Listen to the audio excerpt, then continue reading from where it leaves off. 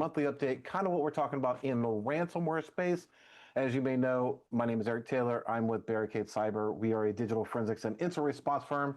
And the primary thing of our business is that it's just ransomware. While we do have proactive services, the bulk of our income is from responding to incidents, and one of those is ransomware. So if there's any stories you want me to cover, please make sure you put it in the chat, whether you are listening to this on the audio choice of audio platform of your choice.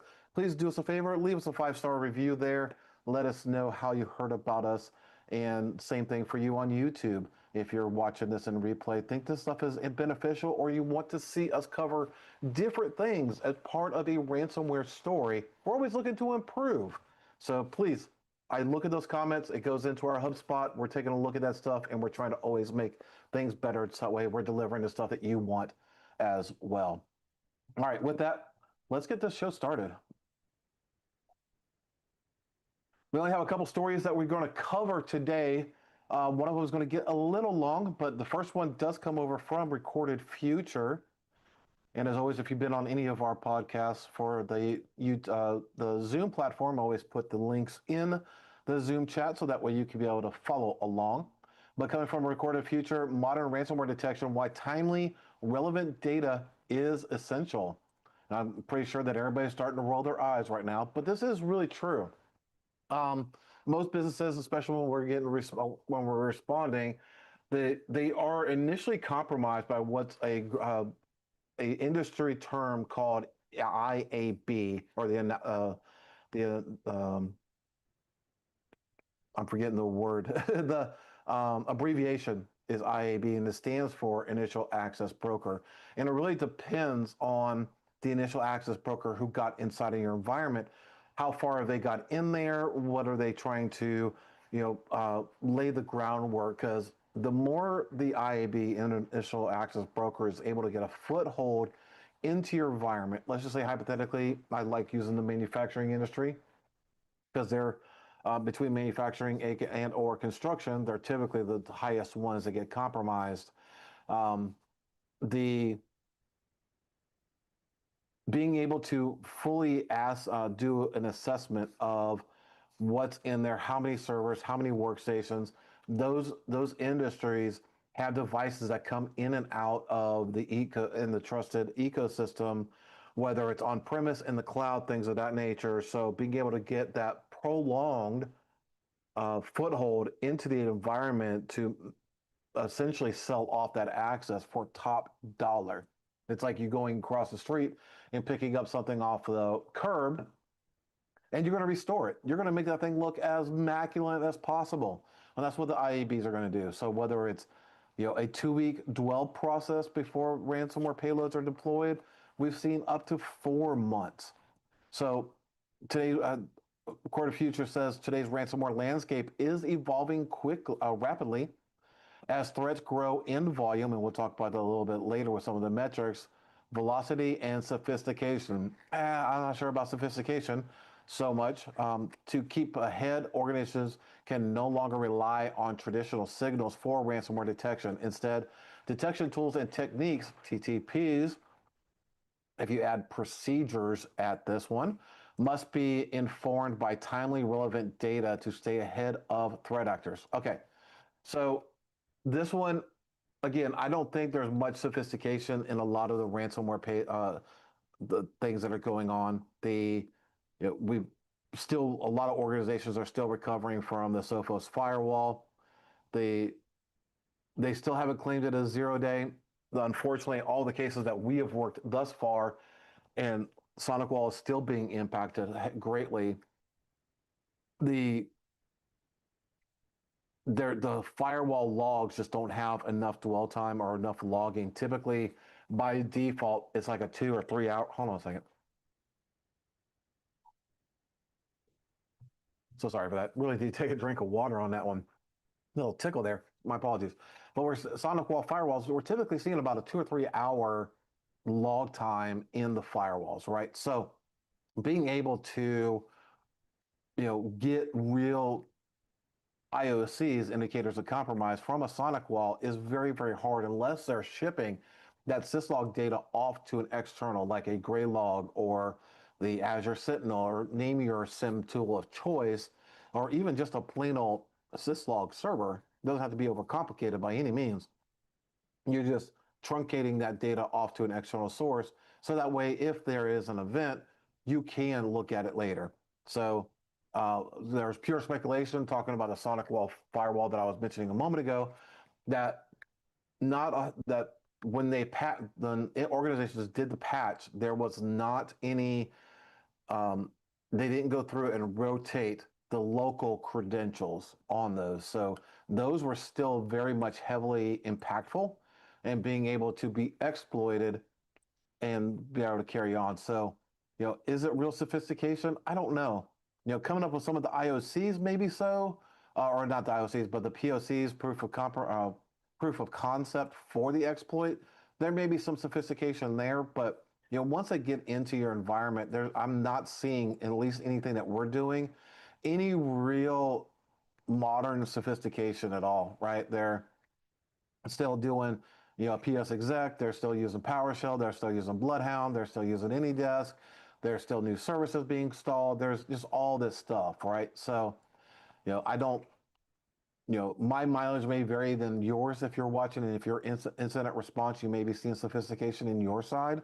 But in all the cases that we've been working recently, I haven't really seen a whole lot. It's pretty tried and true tactics that go on, and things of that nature. Um, Modern ransomware continues to present a host of challenges for organizations the world over, from ever-evolving attack techniques, encrypted traffic, to insider threats and alert fatigue. I will say yes, alert fatigue is definitely something that we see a lot of organizations going through. And that is really where, unfortunately, fine tuning comes to play, right? Being able to go in there and say, we are, tuning, these are known applications that are known, they're trusted. We don't need to alert on these. And that's fine tuning, right? Even us, because we are brought in, like I said before, this is not to be a sales pitch by any means. Sorry if it's turning out to be that way, but the proactive services for an MDR, managed detection and response, what we call an IR retainer, but we're always having those conversations. So if you're an MSP, listen up, you know, look at the tools that your clients are using and start whitelisting those out, and that will help you get rid of your alert fatigues. So, we're always having that conversation. Hey, is this application really trusted? Hey, we're seeing a new RMM. Are you doing a pivot? Things of that nature, right? So we are seeing, unfortunately, to the story insider threats, we are seeing a massive increase in that. And there's something that's coming up later that kind of ties to this a little bit more. But insider threats are literally the people inside of your organization that has become a cyber threat to your organization. If you're on Simply Cyber, hashtag Team SE, the infamous one, analogy or character they use is Carl from Dr. Daryl Dozier, and I forget what show it's from, but nevertheless, the Carls of your organization are just running amok. They're standing up shadow IT. They're just doing whatever, signing up for whatever trials they want to, and doing what they want to. And those could be potentially insider threats as well. Or, as again, like I said, in a story coming up, where your internal employees are actively working with the threat actor. It's no surprise. I think it started coming out about 3 or 4 years ago, maybe a little bit longer, so forgive me if it is. But we've seen insider threats where the threat actor group would go in and try to get the IT or system administrator. Like, hey, we will, whatever your salary is for the year, we will triple it, install this application, this payload for, typically it was Mimikatz or whatever, insert remote access tool here, or persistence tool here, and they would have credentials and be able to dump what they needed to. and be able to pivot and do what they needed to. And when they were fully exploited with ransomware, then they would get, then there was a payout. Supposedly, the internal employee would get a payout. I never heard if they ever did or not. I don't know, but maybe so. So this one definitely has some chalked up good information, but I definitely wanted to skim over this a little bit. Again, the link is in the chat, and I know it'll be in the description when this thing gets published later on down the line. Coming from checkpoint.com, their research. If you haven't been, I know this story is not in October, but this one is starting to circulate a lot, and I want to make sure the business or the C-suite of your organization and you, if you're handling this for your organization, to start really, really looking at this hard. That Teams once again is being exploited. Impersonation and spoofing vulnerabilities are being exposed. So essentially, what ends up happening is they are going through and they are mimicking your domain. They'll buy a like domain and they'll send a message to the CISO or the CTO or the CFO, things of that nature. And they're just using, and let me blow this up here. In fact, I don't think I have this thing turned on. 1 second. No, I don't. Tools, zoom it. All right, there we go. For those who are watching online, this is literally a JSON script that they're sending through the API for Microsoft Graph API or the Teams API. And they're just sending that, right? So you don't even need the Teams app. You log in with the API, and this is more of what that looks like. And this is what we're seeing. So, with the advent of technology and automation, servers take, Node-RED or N8N or any of those other platforms that do automation. You can script this thing out relatively easily and have it enumerate all these different domains and start going through and doing what they got to do.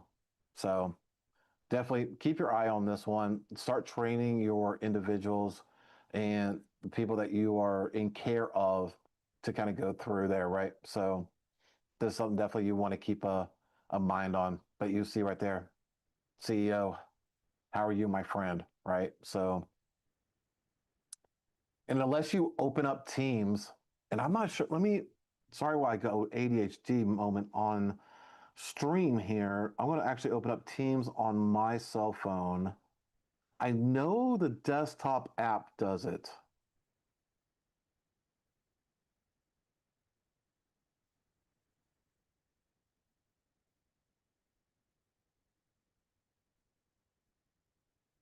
Mobile does not seem to be doing, at least the version that I'm on with Teams.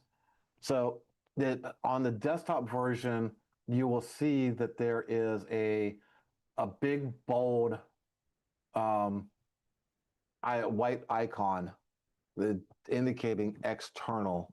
So when you're opening it, you will do that, or you'll be able to see that. Does it show? Okay, when you open up the message, it will actually say "Do not disturb." And this is a good buddy of mine, JP. He runs an MSP. Let's see if I can actually get that to show up. You see how it says external there? Hopefully that came up on camera. If not, Kimberly, let me know, and I will make sure we get an image of that to be shown up on stream and post edit. So, um, yeah, this is definitely something you want to go through. Guest, fake user.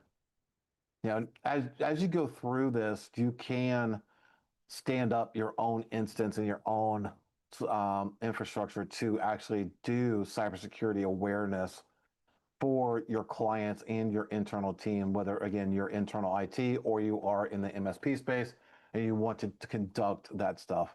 Let me know in the chat if you don't have the technology, or I'm not trying to sound mean, but the technical ability to do that. Would this be something that you'd be interested in Barricade putting together? And that way you could be able to mimic it and kind of walk you through how to set that up.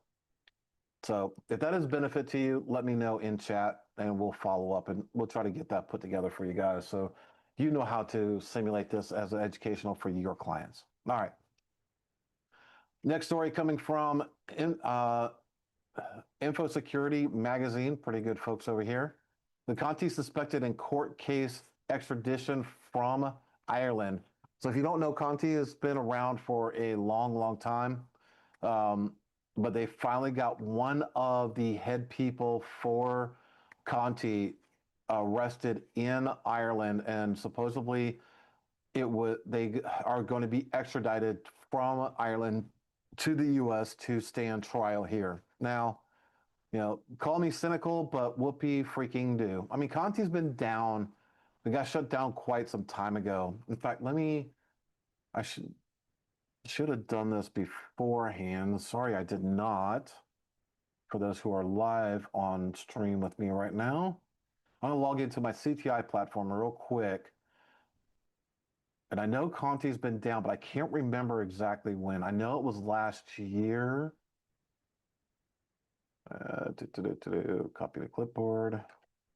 Sorry, got to do all the MFAs because I don't have this platform under SSO. Tidbit for you, not everything should be under SSO, single sign-on. Say Conti. While I'm doing that in chat, I see Zach saying that would be helpful for many. I think that would be helpful for many folks. Okay. Let's see, leak sites, Conti. I think this shows. Okay, so their news site, actually, it's been longer. Thankfully, I looked this up. So their leak site went down in June of 2022. So they've been down for quite a long time. I knew it's been a while, but okay. Thanks for bearing with me while I went through that. But yeah, the Conti Dat News and the DLS Dark Link site has been down for quite some time. The U-Bomb site, which I don't remember exactly. I think that was their. Oh yeah, that was their chat site. Okay. Has been down since 2023. So the disclosure went down, then they still continued to do communications. And if memory serves me right, that was mostly the FBI doing those communication efforts. So that way they can provide potential decryption tools for currently impacted organizations on that front. So that may have been why the chat server was up for even longer. But anyway, this guy is being brought in. He's 43 of Cork, Ireland, conspired with others to hack into victims' computers and steal and encrypt their data and extort them. Now, I've gone through the past couple of days and tried to get more insight on this one. So, like I mentioned a moment ago, is this guy part of the IAB, the initial access brokers, or is this guy the actual threat actor, part of the threat actor group? Conti was a ransomware as a service platform. So they provided the chat, the brokering, and the payload delivery to the initial access brokers, the people who compromised your environment. So yet to be told where this individual stood in that ecosystem. So I'll be interested to see if that actually comes forward, right? So I know he was in the States once already in Tennessee, right? Let's see. Yep, appeared in Tennessee court late last week due to a 2023 indictment. Okay, so he's been here once and is supposed to be coming back again. So, and stand trial here for all this stuff. And I haven't seen in any of the stories about this yet, where they were actually able to do any sort of asset forfeiture. So what does that look like? Like if you were hit by Conti, is your organization going to be able to recoup any of those funds now? from there that wasn't potentially covered by insurance? Probably not. I don't know. Devil's in the details and time will tell. All right. So if you were hit by Conti, definitely keep this one on your radar. You may be able to get a $5.23 check, a reimbursement from a lawsuit. Who knows? I'd be a little facetious because of all the goofy claims and class action settlements, but hopefully you get the idea and the gist I'm going with this, all right? So, all right, on to the next one that literally drives me nuts. And I'm going to preface this right off the top, okay? We're going to get a little biblical, just a little. I'm not going to rip out scripture or anything, but we're going to talk a little bit about it. And you'll see why in a minute. So if you don't like hearing the word God or Jesus or anything religious based, you might want to, fast forward a couple minutes until I get to, the numbers of the ransomware. And show note for Kimberly, if you can, for the YouTube, may want to put a timestamp to go after Eric's biblical rant or something. Maybe, I don't know. But anyway, this one really drives me nuts. It really, really does, because it puts a black eye on the industry that I work with. When defenders become attackers, defenders becoming attackers, cybersecurity experts indicted indicted, for Black Cat ransomware operations. If you haven't heard this story, this one's a bad one. So, a stunning shock that rocking the cybersecurity industry? Yes, it is. And a stunning turn of events. Let me zoom this in for those on stream. Oh, sorry. Let me actually put this into the Zoom chat. And then we'll go back in here and zoom in. Okay. In a stunning turn of events that reads like a cyber crime thriller, 3 former employees of a cybersecurity incident response company, IR, DFIR, whatever your terminology is, companies like Barricade Cyber, mind you, this is why I'm a little upset, have been indicted for allegedly conducting very ransomware attacks. It should be varying ransomware attacks, a little poor spelling on the article here, that they are supposed to be hired to prevent. To be fair, no. The 2 organizations that are going to be mentioned here, one is a data broker, or not a data broker, but a crypto broker for threat actor payments, and we'll talk about that a little bit in a moment. And the other one was an incident responder firm. I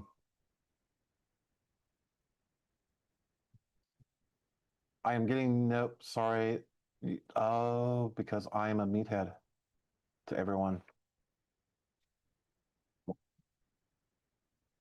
Sorry, I had a note in a Zoom webinar, that you guys are not seeing my links, is because I had to change it to everyone. Thanks for calling that one out. I greatly appreciate it. All right, back to the stories. The case was sent shockwaves through the industry after grappling with questions about the ethics of ransomware negotiation and payment facilitation. I know, it's driving me nuts. The accused insiders turned criminals. Make no doubt about it. This line is not clickbait. This is very much freaking true right now. So we've seen the FBI doing an investigation against a company called Digital Mint. Digital Mint, for those who don't know, and here I'll actually go stop my sharing for a moment, because this warrants some big screen time. Digital Mint is, I think they do communications, but I know for a fact that they do payments, okay? In the payment world, when you're making a payment to a threat actor group, there's many things you got to go through and take care of. You got to do know your customer. You got to do an OFAC check with the IRS, all this stuff. And you're brokering a payment for the client to the threat actor in a very legitimate way, right? I understand that people do not want to pay threat actors because you're just funding the industry. I get it.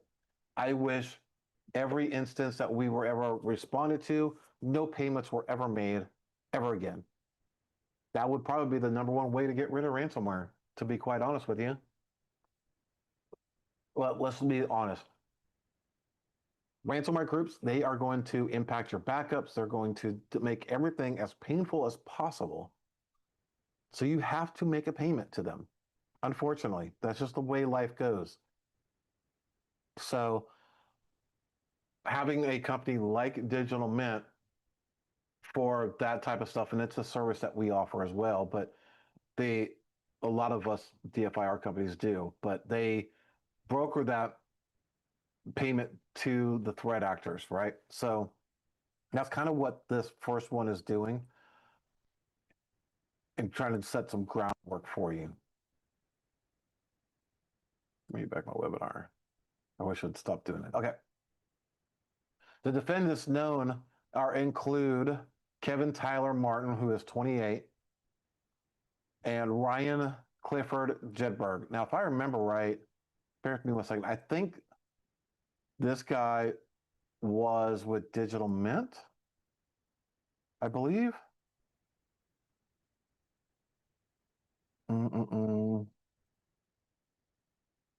Yeah, so this gentleman here is with Digital Mint,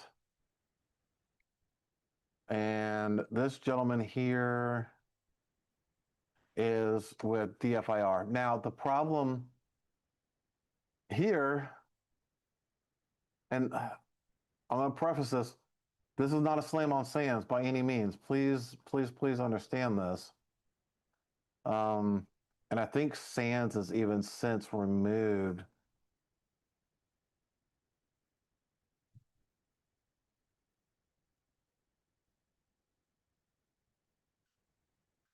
images. Hey, that's my buddy Ryan Chapman. Good dude. Not an insider threat.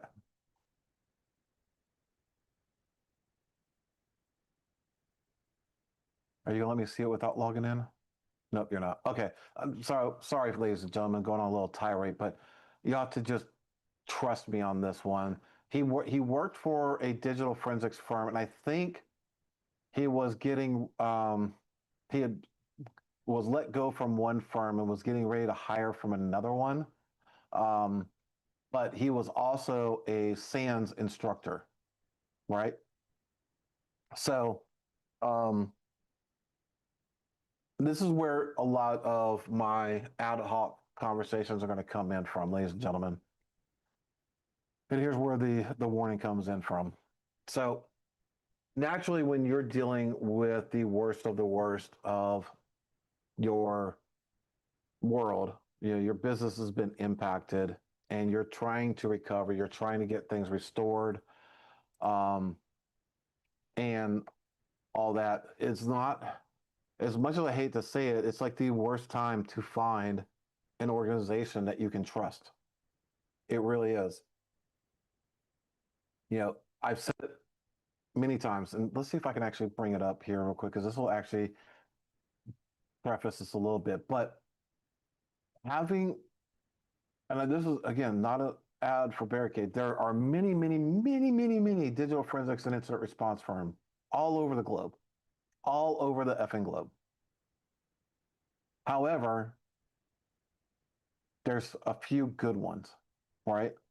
There's probably literally thousands and thousands and thousands of them around the globe. And sorry, I'm just bringing up another link. And this one should let me view this before I bring it up. Yep. So, getting a good forensics firm on speed dial, I cannot stress this enough. Again, even when I mention it here, right? Seriously, I want everybody to use Barricade Cyber, and I do, right? I mean, it's my business. It's what I want everybody to do. But in the last days of October, and I can actually bring this up a little bit better for hopefully everybody to see. This is 18 pages of organizations that were hit. And going through this list, you can see, I mean, I didn't, pad the list at all. It's pure text going all the way through. And you can see where there's like one space in between the last victim and the threat actor group. So, taking that out just a tad, we have 1,130 people listed here. So if we're being conservative, let's just say 1,000 people posted at the end of last month. It literally was like the way I can put this as an analogy. It's like literally a car dealership trying to make its numbers at the end of the month. They're just all throwing up their numbers and claiming every victim under the sun. It was really, really crazy to see when I seen the metrics come up. And this is very, very important, right? Take your take whatever your beliefs are. Seriously. If you're atheist, if you're Jewish, if you're whatever it is, right?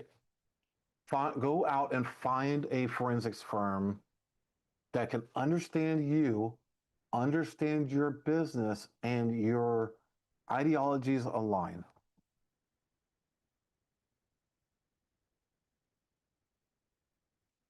Understands you, understands your business, and your ideologies align. And there's something to be taken away from on this, right? There's literally two types of businesses that are out there, not just in DFIR, but in your IT and your automotive, all that. You have owner-led companies and technical run companies. Well, what's the difference, Eric? It's really simple. The owner does not know how to do any technical, or very, very freaking little. However, a technically run company, the owner is extremely technical. All of the senior members of the team, of the organization, are extremely technical.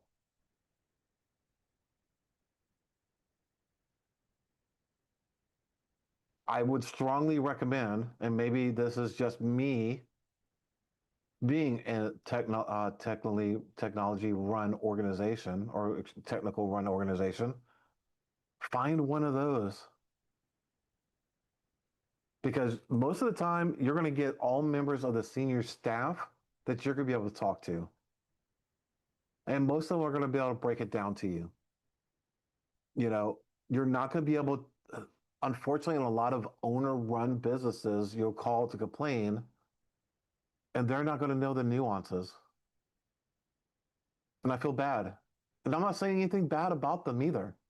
I'm just saying I don't know if you're not able, especially if you're in the tech industry and you're not a technically led, or if your owners in the executive suite are not technical in nature, how well is the customer service?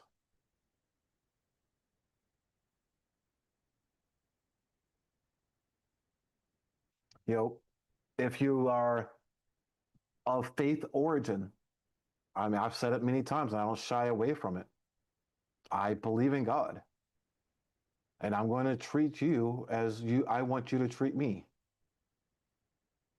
And I'm going to do everything I can every day to glorify him and by doing the best job ever that I could do for you. And I am not everybody's cup of tea because I am rough around the edges. I That's why we have a podcast called Brutally Honest Security. I pull out the elephant in the room, in the corner, into the middle of the room, and I'm going to talk about the elephant. This comes from a military background, both uprising and when I was in the Marine Corps, and just all of my life. Some people say it's part of my generation. I don't know, but I believe a lot of it is, because of the experiences that I've had.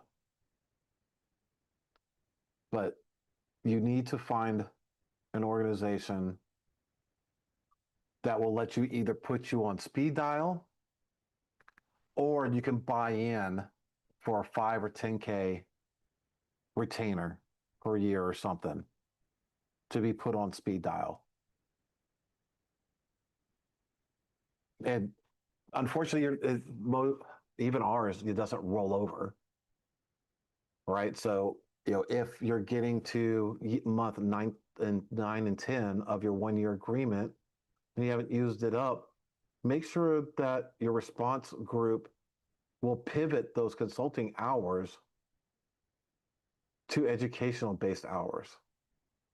Come in, sit with the team, talk about things. Is your IR team having a monthly call with you? The ones that you have on a retainer? Even every quarter, just to check in. Hey, what's going on, guys?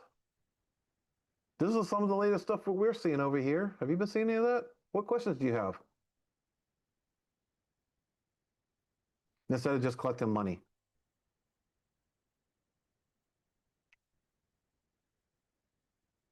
Go find a firm. Seriously. Again, I wish everybody used Barricade Cyber, but there are some really, really good companies out there. But unfortunately, there are a lot of bad companies out there as well. And the saying is very true. An ounce of prevention outweighs a pound of cure. An ounce of prevention far outweighs a pound of cure.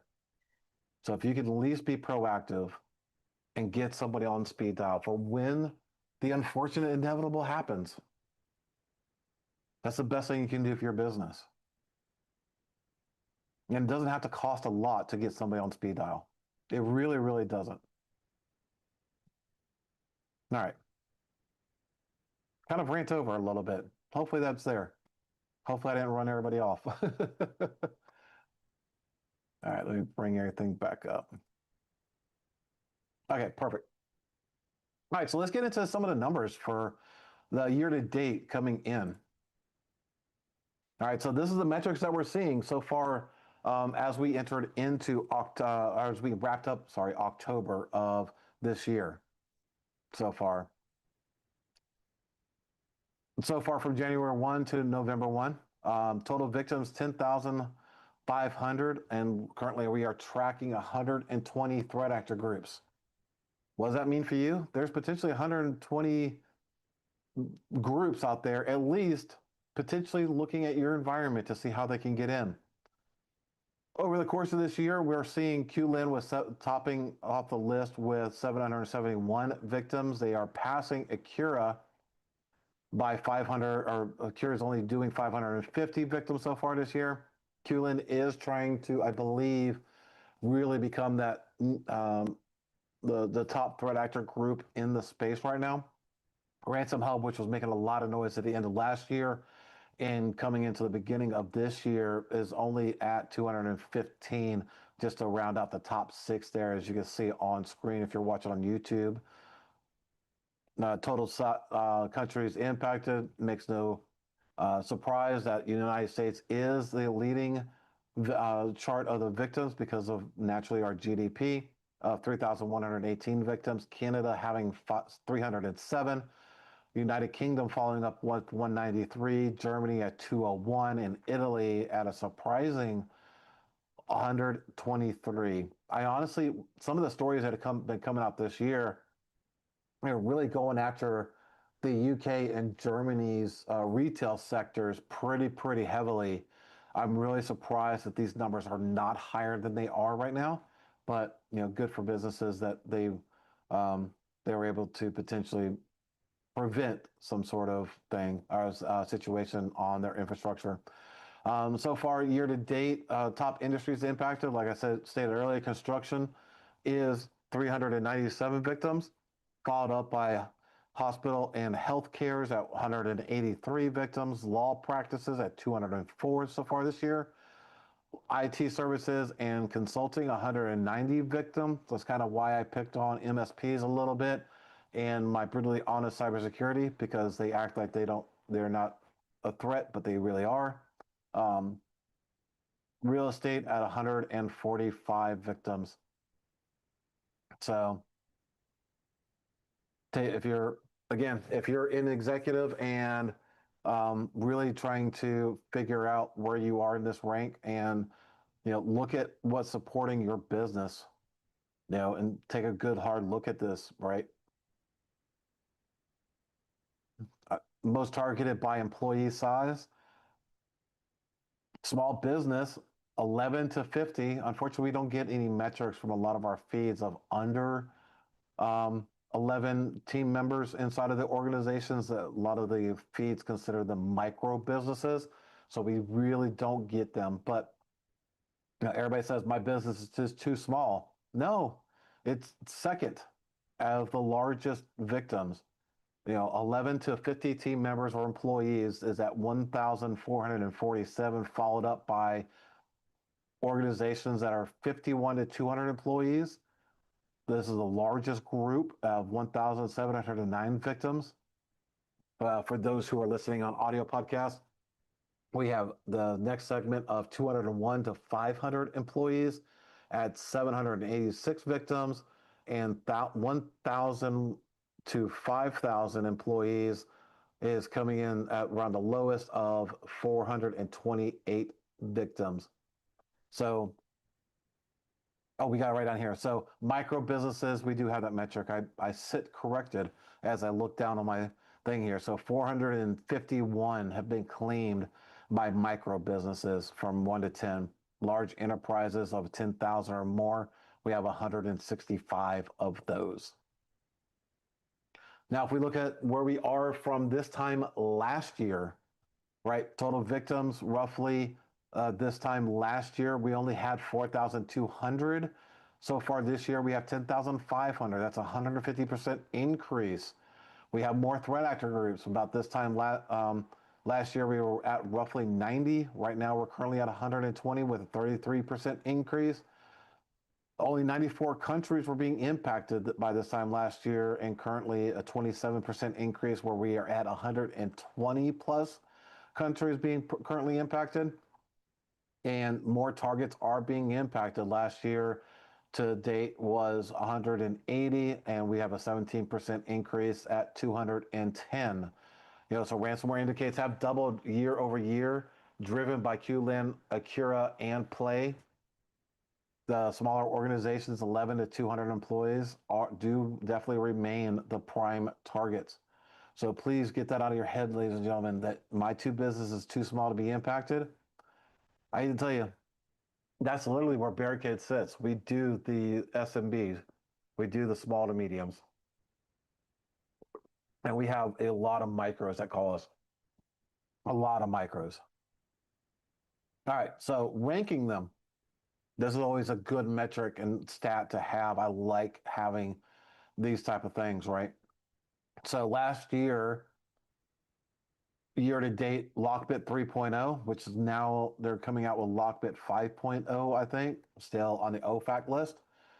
If you're watching this and you are part of the team, the cyber team or whatever, please remember, if you get compromised by Lockbit, it is still illegal in the United States to pay Lockbit. Doesn't matter what version it is. So a lot of times if you block out what Scattered Spider and Lockbit is doing to gain access into your organization, you're going to forward off about 90%. They need 90% of all TTPs that are out there. Taking away 0 days and stuff like that, right? I mean, organizations can't help a 0 day. That's supply chain. So yeah, 459 for Lockbit 3.0 at this time last year. We're at QLin, like we said before, 771. That's a 68% increase over even Lockbit's 2024 leader. A really good metric there. Ransom Hub was the second one this time last year, followed up by MedUSA or Medusa. Sorry, I'm not sure why I said MedUSA, but Medusa. Hunters International, which was kind of a short-lived group, and Black Basta rounded off as the top 5 for this time last year of 150. And if you're looking at this chart online, you can see, Black Basta this time last year was 150. The smallest one, or the rounding out the top 5, Clop is,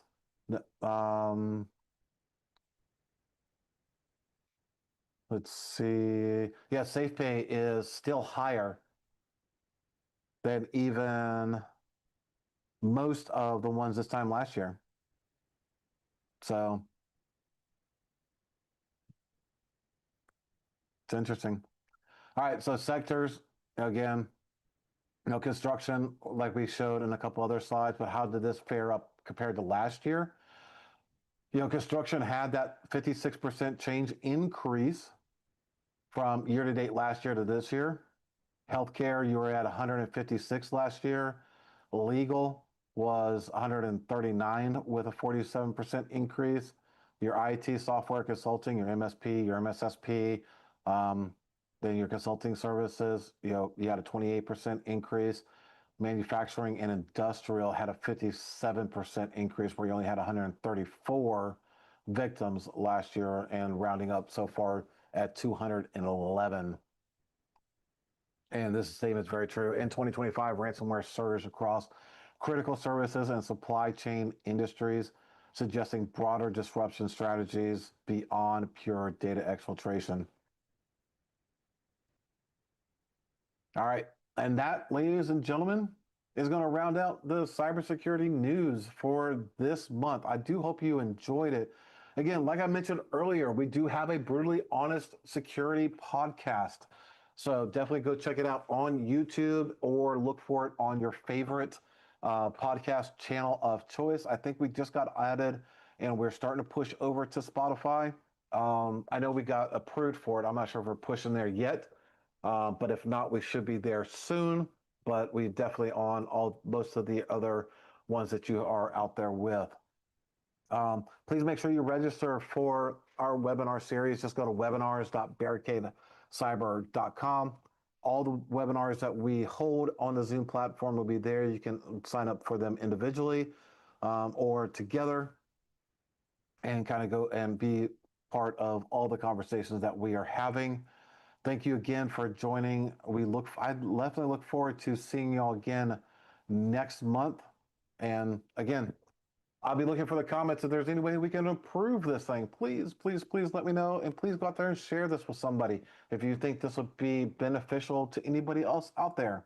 Again, thank y'all so much for tuning in. My name is Eric Taylor with Barricade Cyber. It's been a pleasure talking